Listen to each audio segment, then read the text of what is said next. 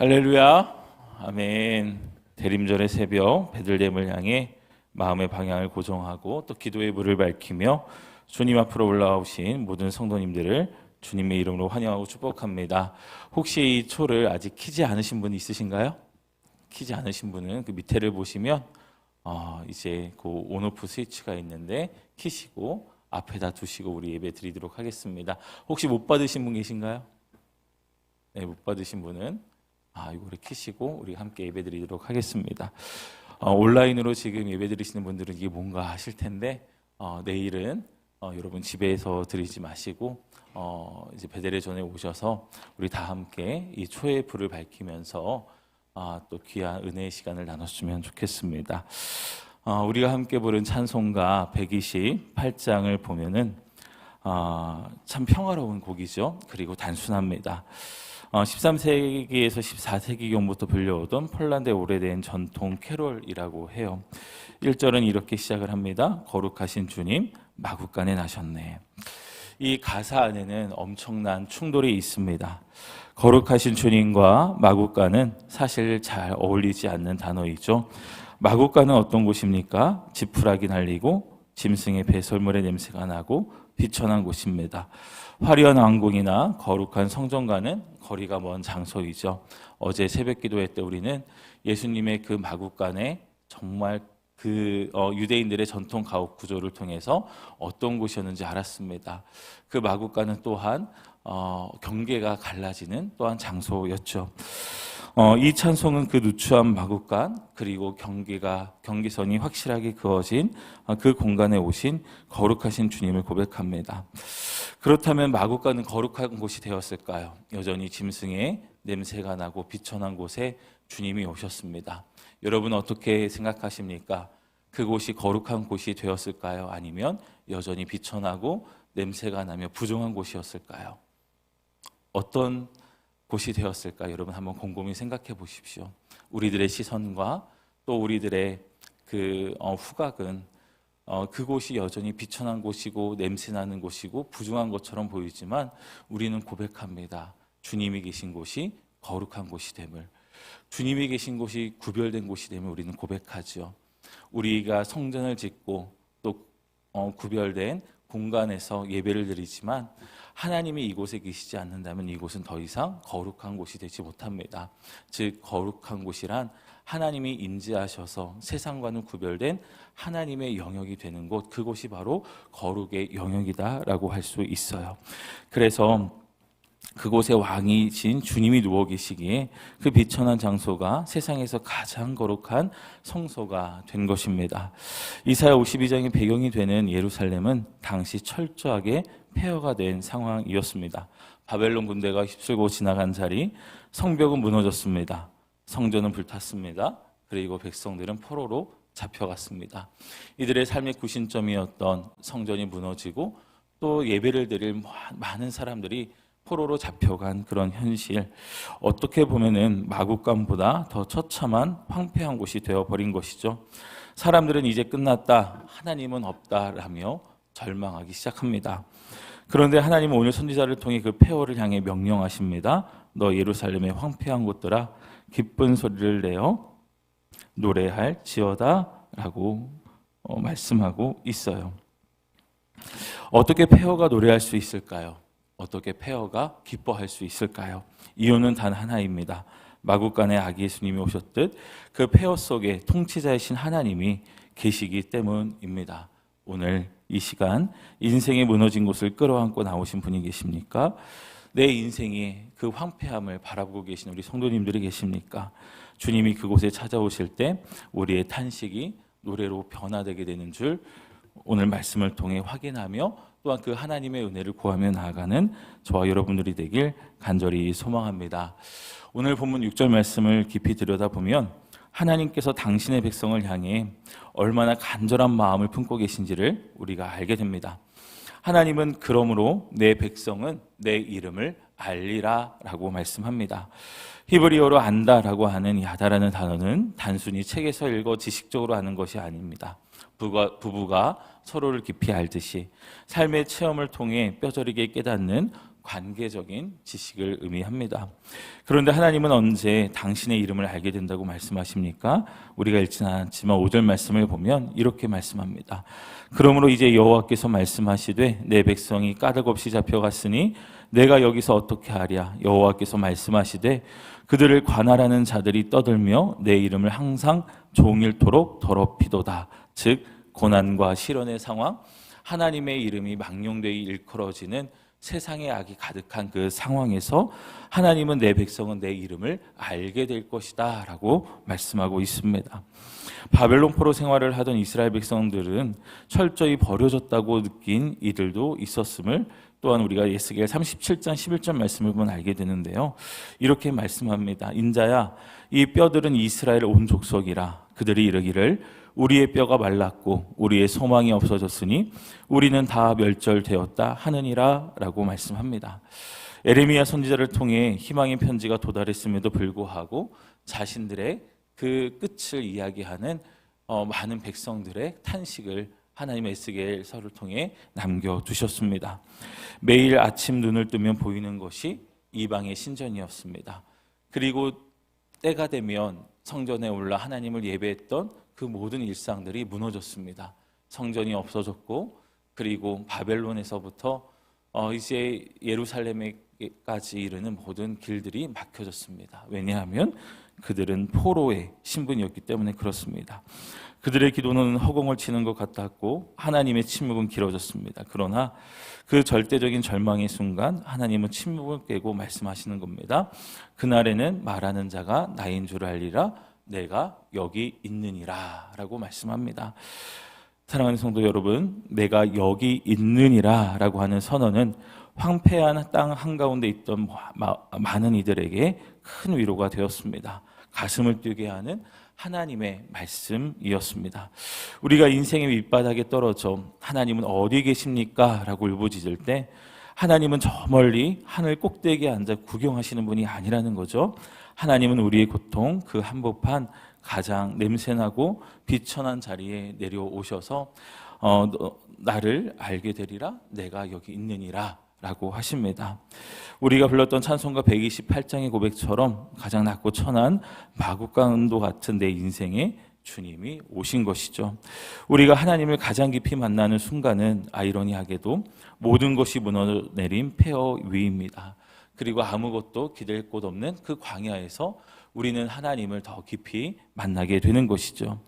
여러분이 흘리는 눈물의 자리가 바로 하나님이 힘내니라고 하면서 나 여기 있다라고 말씀하시는 임재의 현장임을 믿으며 나아갈 수 있게 되길 간절히 바랍니다.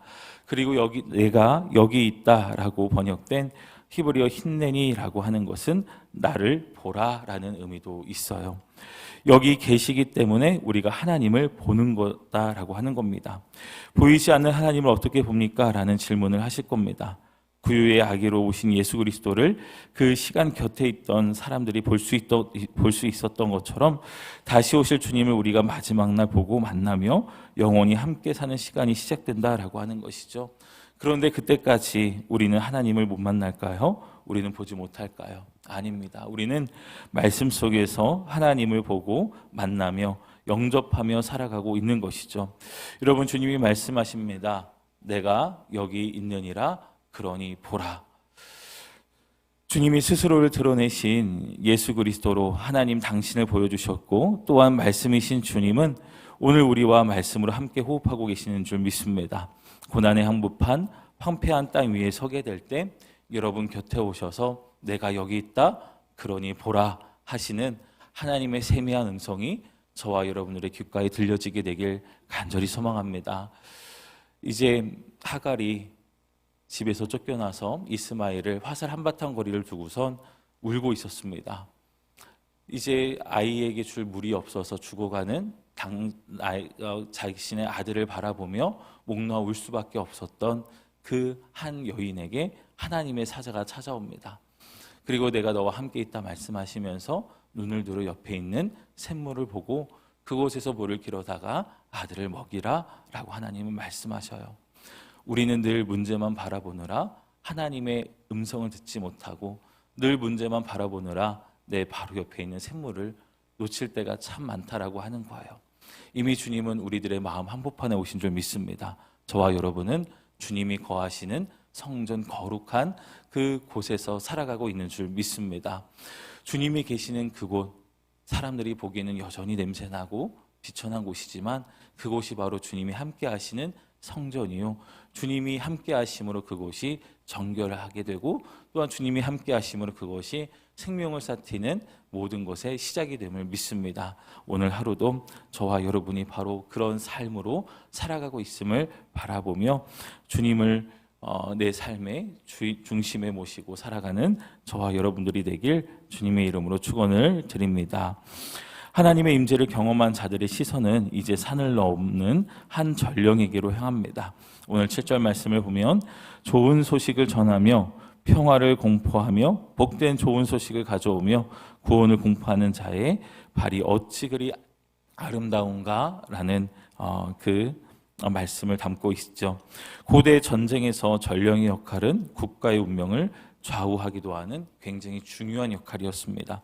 이 전령이 산을 넘어 달려올 때 그 몰골은 아마 엉망이었을 것 같아요. 흙먼지를 뒤집어 썼습니다. 숨은 턱까지 차올랐습니다. 험한 산길을 달리느라 발은 온통 상처투성이었을 것입니다. 외적으로 보면 전혀 아름답지 않죠. 그러나 성경은 그 발이 세상 무엇보다 아름답다라고 이야기합니다. 그 이유는 단 하나, 그가 가져온 메시지 그 하나 때문에 그의 삶이, 그의 존재가 아름답다라고 오늘 성경은 이야기하고 있는 것이죠. 그가 헐떡이는 숨을 몰아쉬며 외친 한마디는 내 하나님이 통치하신다라고 하는 소식이었습니다. 당시 바벨론 제국은 자신들의 힘과 군사력이 세상을 통치한다고 믿었습니다. 포로된 이스라엘 백성들도 현실의 무게에 눌려 이제 돈이 통치하고 권력이 통치한다라면서 체념하고 있었던 상황이었어요. 하지만 이 전령은 그 모든 거짓된 현실을 뚫고 아닙니다, 하나님이 우리의 왕이십니다, 하나님이 통치하십니다 라고 하는 그 메시지를 갖고 도착한 것입니다. 이 메시지가 우리들에게 과연 정말 기쁨이 되는 것일까 의문을 갖고 계신 분들도 있으실 거예요.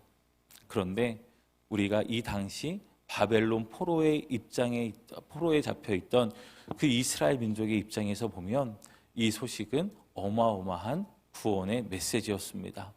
하나님이 통치하신다.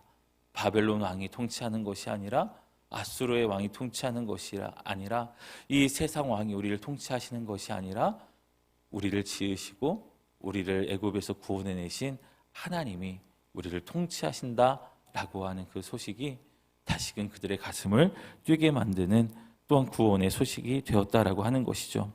8절 말씀을 보면 성벽 위의 파수꾼들이 이 소리를 듣고 함께 노래합니다.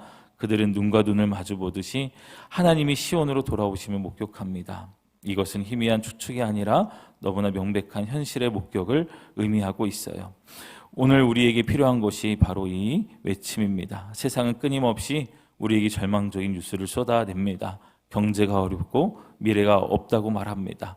그리고 내 삶을 또한 이끌어가고 있는 것이 때로는 물질이 내 삶과 내 마음과 내 생각을 사로잡아가고 있는 듯한 느낌을 받을 때도 있습니다.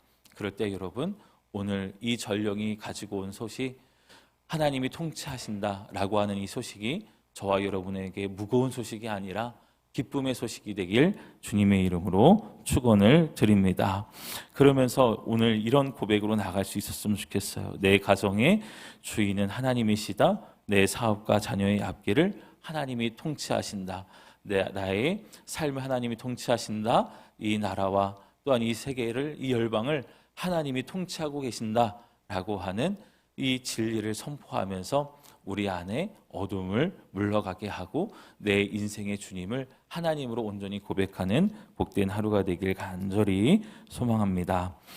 마지막으로 본문 9절은 우리의 이성을 뛰어넘는 충격적인 명령을 내리죠. 너 예루살렘의 황폐한 곳들아 기쁜 소리를 내어 함께 노래할지어다 라고 말씀합니다.